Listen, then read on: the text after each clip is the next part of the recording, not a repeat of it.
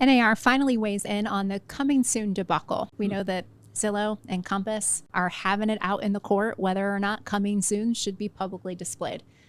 NAR comes out and they wave the Switzerland flag. Yeah. And they said, we don't have anything to do with setting policy around coming soon listings. So when we need them most, It's MLS. when we need them most, they defer. They stay silent. They don't have our backs. Parlay. Yeah. Right? Yeah, I'll tell you what, this whole thing, isn't it funny how it heats up? Because I know I saw all over Facebook, just having so many friends that are agents and groups, et cetera, that they were talking about how Gary Keller, made the state of the company, address recently, which kind of surprised me because he's sailed off into the sunset, but that's a different story. Right. And he was talking about basically like, I wouldn't have done that deal, kind of thing, and didn't think it was too good for the industry, but. Which one, like Redfin's position or Zillow's position?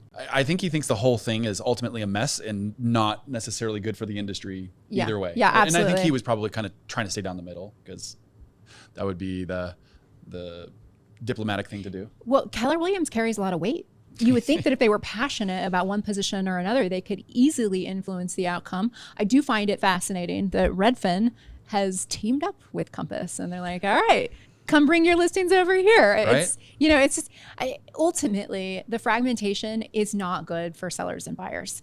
And when you're looking to buy a home, you want to be able to see everything that's available. If you're looking to sell a home, it's really important that you know everything that's happening in the marketplace. And how is this good for them? It's 100% going to create the environment that they've all been trying to advertise for years. Come look at listings over here because you can't see them over there. Mm-hmm. And the whole syndication of the MLS is going to be, I don't want to say erupted, but will certainly be split, or disrupted. There we go. That's the word I was looking for.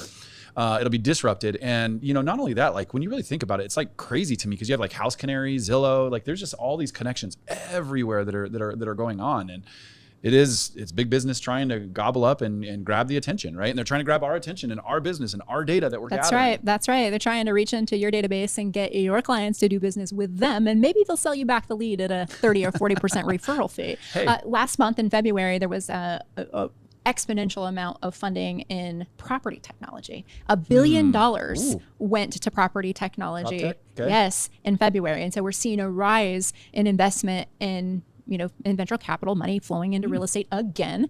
And I'm imagining, could be wrong because I haven't researched every company that was funded, but I'm imagining a lot of them have to do with AI.